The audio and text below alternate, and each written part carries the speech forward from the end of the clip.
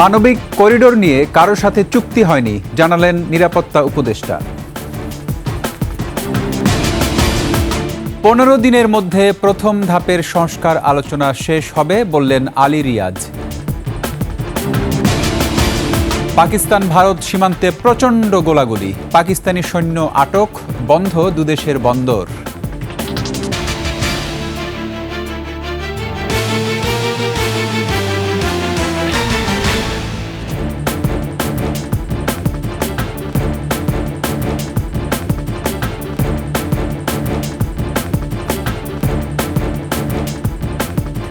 শুনছিলেন সংবাদ শিরোনাম।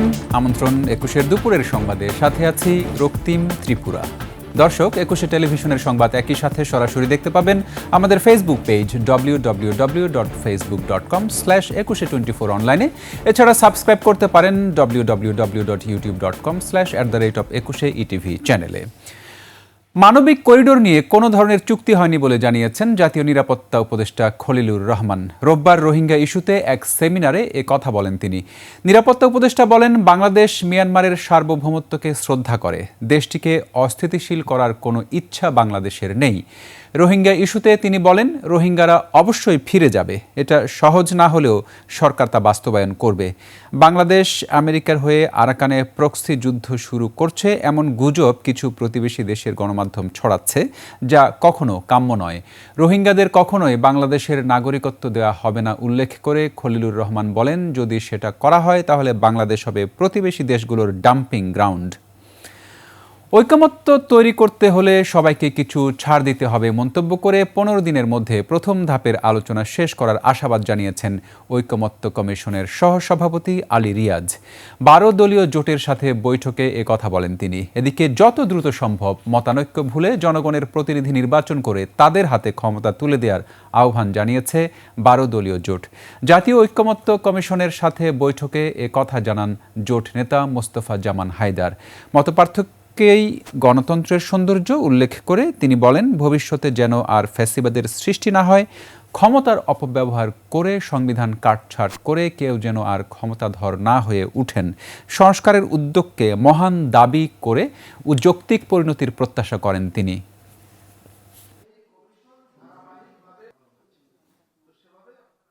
যে সমস্ত বিষয়ে রাজনৈতিক দলগুলোর সঙ্গে ঐকমত্য তৈরি হবে, সেগুলির ভিত্তিতেই জাতীয় সনদ তৈরি হবে।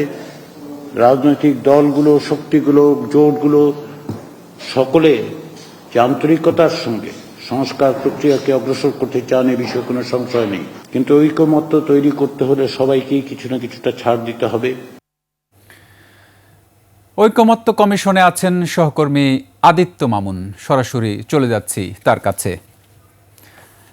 আদিত্য, নিশ্চয়ই শুনতে পাচ্ছেন, কি অবস্থা সর্বশেষ 12 দলীয় জোটের সাথে ঐকমত্য কমিশনের যে বৈঠক হচ্ছে, কি খবর আছে আপনার কাছে?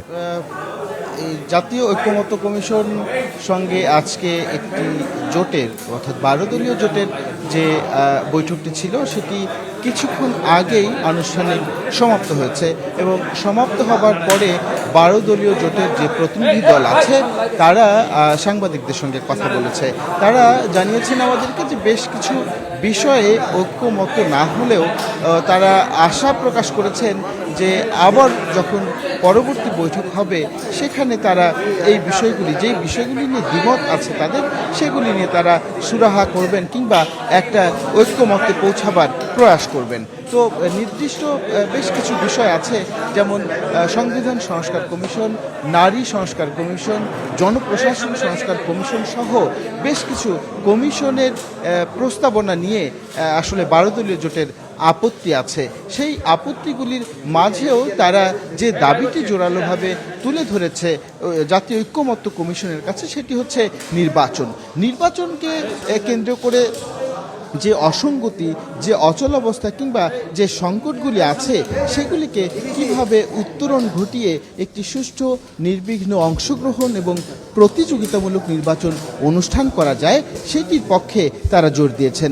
তারা জাতীয় সংস্কার কমিশনকে বলেছেন এই মর্মে যে যত দ্রুত সম্ভব জনপ্রতিনিধিদের নির্বাচিত যারা সদস্য তাদেরকে ক্ষমতা হস্তান্তর করতে, যেহেতু অভিভাবকহীন একটি সংসদ এখন পর্যন্ত রয়েছে সেই জায়গাটায় জনগণের ক্ষমতা জনগণের হাতে তুলে দেবার জন্যই তারা অংশগ্রহণমূলক প্রতিনিধিত্বশীল একটি নির্বাচনের দাবি জানিয়েছে জাতীয় ঐক্যমত্য কমিশনের কাছে।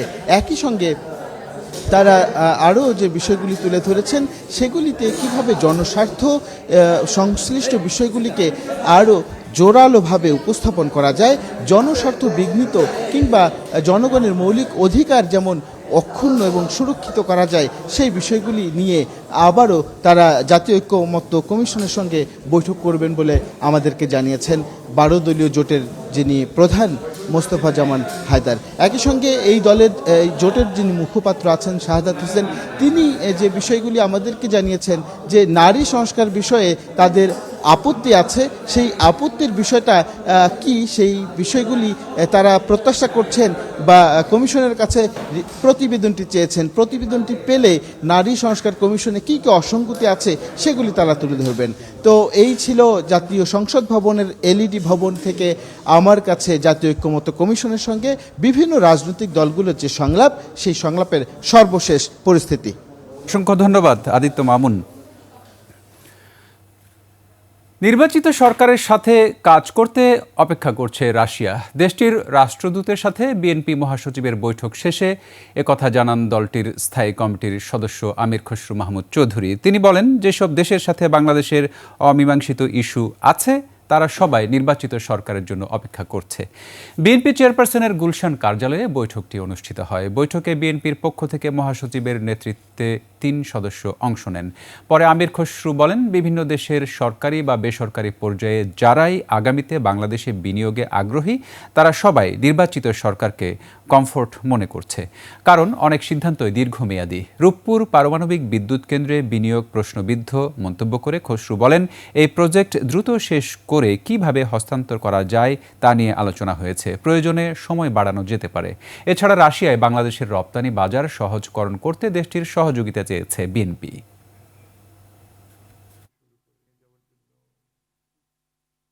একটি নির্বাচিত সরকারের যে সাথে সবাই তো কাজ করতে একটা কমফোর্ট আছে সকলে, সেটা সেজন্য তো সকালেই অপেক্ষা করছে, শুধু রাশিয়ার নয়, যাদের সাথে আমাদের বিভিন্ন ইস্যুগুলো আছে, আনরিজলভড আছে কিংবা ভবিষ্যতে হওয়ার সম্ভাবনা আছে, সেটা সরকারি লেভেলে বেসরকারি লেভেলে সব ক্ষেত্রে এগুলো একটা অপেক্ষায় আছে। বিএনপি চেয়ারপারসন বেগম খালেদা জিয়ার দেশে ফেরার খবরে উচ্ছ্বসিত দলের নেতাকর্মীরা। প্রিয় নেত্রীকে বিমানবন্দরে স্বাগত জানানোর প্রহর গুনছেন তারা। নয়াপল্টনে দলের কার্যালয়ের সামনেও উজ্জীবিত নেতাকর্মীদের ভিড়। আরও জানাচ্ছেন মাহিলা ইসলাম। বাধা বিপত্তি আর শঙ্কা কাটিয়ে জানুয়ারির প্রথম সপ্তাহে চিকিৎসার জন্য লন্ডন যান বেগম খালেদা জিয়া। প্রায় 11 বছর পর দেখা হয় মা ছেলের। শারীরিক নানান জটিলতার চিকিৎসার জন্য লন্ডন হাসপাতালে ভর্তি হন বিএনপি চেয়ারপারসন। 17 দিন হাসপাতালে চিকিৎসা শেষে ফেরেন ছেলে তারেক রহমানের বাসায়। এখন ফেরার পালা নিজ জন্মভূমিতে।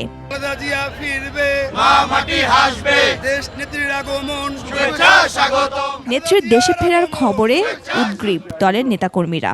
একটা নিরপরাধ মানুষকে কেউ বন্দী করে রাখবে, এইটা কোনো গণতন্ত্র হতে পারে না। এটা হচ্ছে বাংলার মানুষের জন্য সবচেয়ে বড় সুখবর। চিকিৎসা শেষে তিনি বাংলাদেশে ফিরছেন, এটাই আমাদের জন্য সবচেয়ে বড় প্রত্যাশা এবং আনন্দের। গণতন্ত্র প্রতিষ্ঠা করতে হলে ম্যাডামকেই সামনে রাখতে হবে। অবশ্য নেত্রীর দেশে ফেরাকে কেন্দ্র করে নেতাকর্মীদের দিক নির্দেশনা দিয়েছেন দলের নেতারা। দেশনেত্রীকে এক নজর দেখার জন্য হয়তো রাস্তার আশেপাশে তারা একত্রিত হবেন, যারা হবেন অন্তত সুশৃঙ্খলভাবে যেন থাকেন, কোনো অবস্থায় যাতে রাস্তার যান চলাচল বন্ধ না হয় এবং কোনো অপ্রীতিকর ঘটনা যাতে না ঘটে। নেতৃত্বের গুণ অর্জিত হয় ত্যাগ, সংগ্রাম ও অটুট দৃঢ়তার মাধ্যমে। প্রিন্স লোম্বার্ডির উক্তিটি যেন বেগম খালেদা জিয়ার জীবনের এক চিত্রস্বরূপ। অবশেষে চিকিৎসা শেষে ফিরছেন দেশে। নেতাকর্মীদের আকাঙ্ক্ষা আবারও নেতৃত্ব দেবেন রাজনীতির মাঠে। মাহিলা ইসলাম, 21 টেলিভিশন, ঢাকা। পাকিস্তান ভারত প্রসঙ্গ। রাজস্থান সীমান্ত থেকে পাকিস্তান সেনাবাহিনীর এক সদস্যকে আটক করেছে ভারতীয় সীমান্ত রক্ষী বাহিনী। এই ঘটনায় প্রচণ্ড সংঘর্ষ হয় সীমান্তে। এদিকে পরস্পরের জন্য সব বন্দর বন্ধ করেছে দুই দেশ।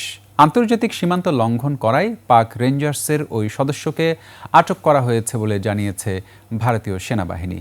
পাক রেঞ্জার্সের ওই সদস্যের পরিচয় প্রকাশ করা হয়নি। তাকে বিএসএফের রাজস্থান ফ্রন্টিয়ারে রাখা হয়েছে। এর আগে পাঞ্জাবের ফিরোজপুর সীমান্তে দায়িত্ব পালন করার সময় এক ভারতীয় কনস্টেবলকে আটক করে পাকিস্তান। ধারণা করা হচ্ছে পাল্টা পদক্ষেপ হিসেবে পাক রেঞ্জার্সের একজনকে আটক করল বিএসএফ। আটকের পর নিয়ন্ত্রণ রেখা বরাবর ব্যাপক গুলি বিনিময় হয়। এদিকে চলমান উত্তেজনার মাঝেই এবার পাকিস্তান নিজেদের বন্দরে ভারতের পতাকাবাহী জাহাজ নিষিদ্ধ করেছে। এর আগে ভারতও একই ধরনের নিষেধাজ্ঞা দেয়। Escalation of diplomatic tensions following the deadly 22nd of April terror attack. Online জুয়ার সাথে সম্পৃক্ত সব ধরনের ইন্টারনেট গেটওয়ে, লিংক, অ্যাপ্লিকেশন এবং বিজ্ঞাপন Google, Yahoo, Facebook, YouTube, WhatsApp, TikTok, Likee, Google play store সহ সকল ইলেকট্রনিক মিডিয়া থেকে অপসারণে সরকারকে কেন নির্দেশ দেওয়া হবে না জানতে চেয়ে রুল জারি করেছে হাইকোর্ট। 30 দিনের মধ্যে অনলাইন জুয়ার বিজ্ঞাপন, প্রচার এবং আর্থিক লেনদেনের সাথে জড়িতদের বিরুদ্ধে তদন্তপূর্বক গৃহীত পদক্ষেপের বিষয়ে অগ্রগতি প্রতিবেদন হলফনামা আকারে আদালতে দাখিলের নির্দেশ দেওয়া হয়। বিচারপতি কাজী জিনাত হক এবং বিচারপতি আইনুন নাহার সিদ্দিকা এই আদেশ দেন। গত সপ্তাহে অনলাইন জুয়া বন্ধের নির্দেশনা চেয়ে রিট করেন আইনজীবী হুমায়ুন কবির পল্লব।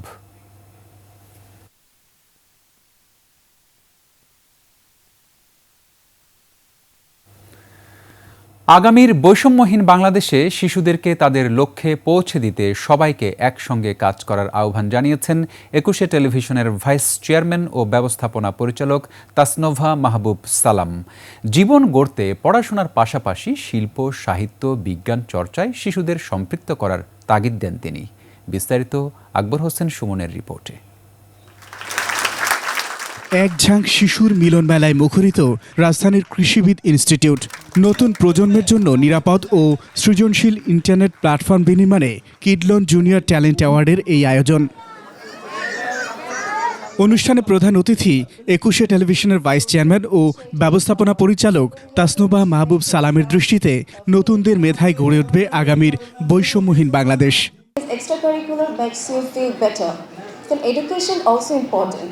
This is our main thing, but extracurricular থাকলে কিন্তু তুমি নিজেকে অনেকটা বেটার ফিল করাতে পারো। পড়াশোনার পাশাপাশি আলোকিত এই শিশুদের কেউ অভিনয়, কেউ বা বিজ্ঞান চর্চায় সময় কাটাতে চায়। সায়েন্স পড়ার জন্য, ম্যাথ পড়ার জন্য, আইসিটি পড়ার জন্য।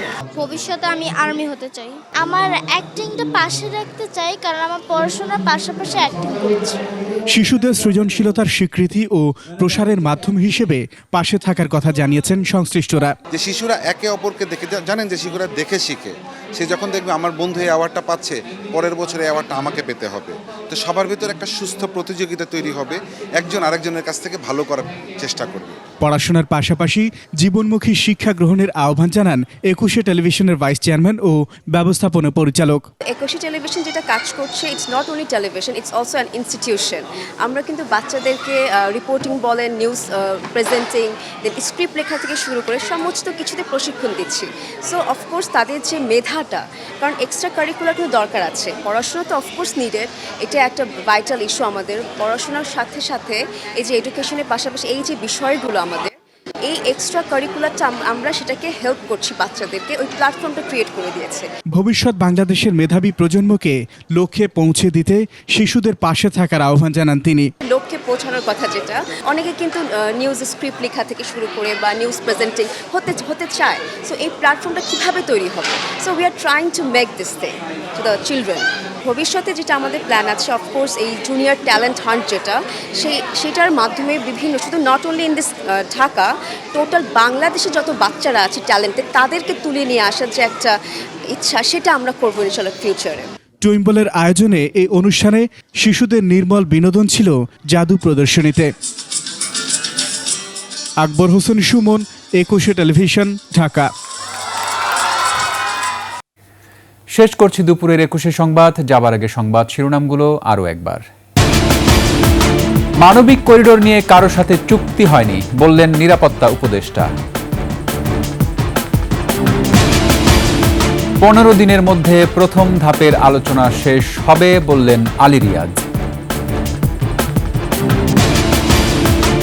পাকিস্তান ভারত সীমান্তে প্রচণ্ড গোলাগুলি, পাকিস্তানি সৈন্য আটক, বন্ধ দুদেশের বন্দর।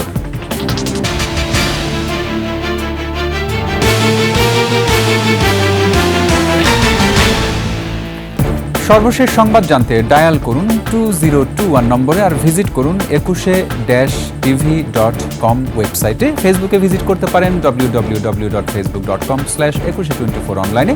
এছাড়া সাবস্ক্রাইব করতে পারেন www.youtube.com/@ekushe-etv চ্যানেলে।